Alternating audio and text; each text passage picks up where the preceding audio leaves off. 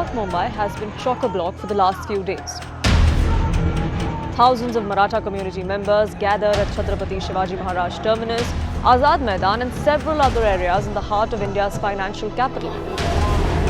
Protesters were seen dancing, raising slogans, gathered on the roads, making it their home for a few hours, bringing traffic to a complete standstill. 4 days on, the court had to intervene and tell the crowd that you have to leave Mumbai streets.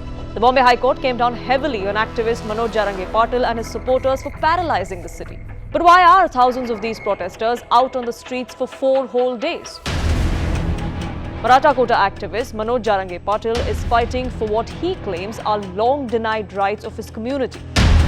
Who are the Marathas? Why are they seeking reservation then? Well, this community is estimated to constitute about 33% of Maharashtra's population. Historically, they span a wide spectrum of identities, from landowners to peasants to warriors. They encompass several castes. Most importantly, Maharashtra Kshatriyas and Kunbis. That distinction existed until the days of the Maratha Empire, but over time, over the last few decades, that gap has now blurred. And today, most Marathas are primarily agrarian.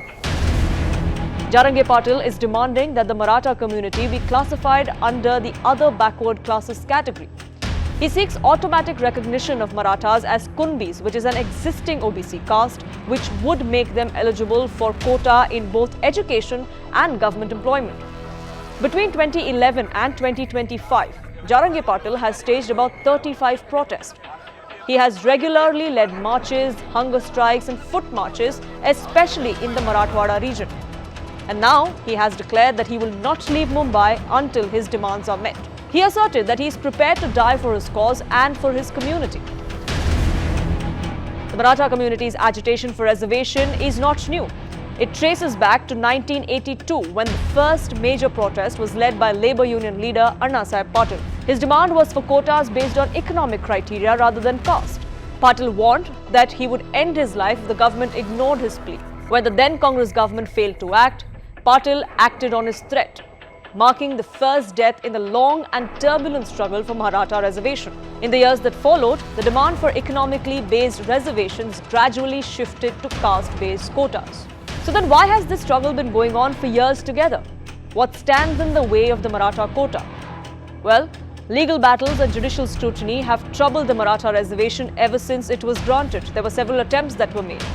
After silent marches by the community in the past, in 2017 and 2018, when Devendra Fadnavis was the chief minister, the then BJP Sena government attempted to grant them 12 to 13% quota in both education and in jobs.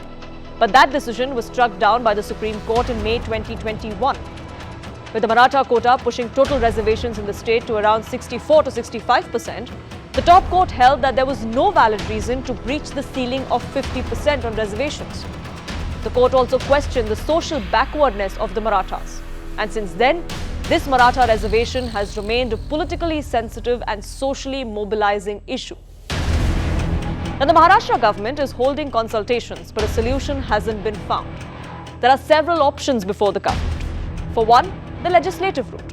Pass a new law, grant Marathas reservation, but that will likely be struck down again unless that 50% cap is reconsidered by the Supreme Court. There is another route, the constitutional one, but for that, only the parliament can amend the constitution to either raise or remove that 50% cap or insert the Maratha community for a special case. For now, the state is focusing on the documentation route.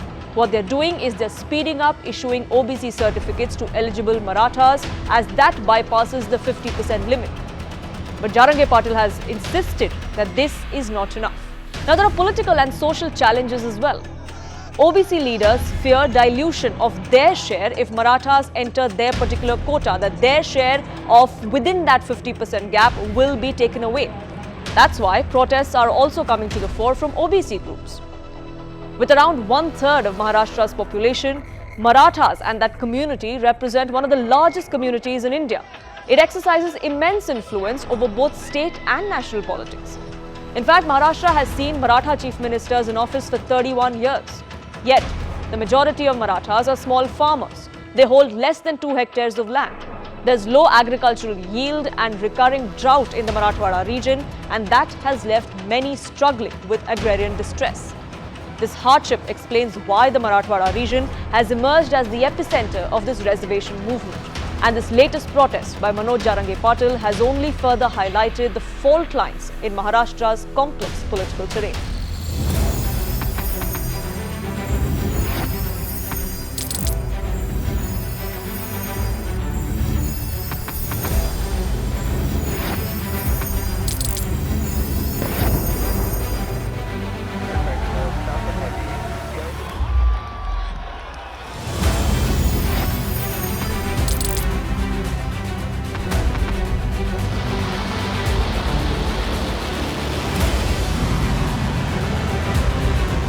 Been fighting so long and so hard that they don't know what the they're doing.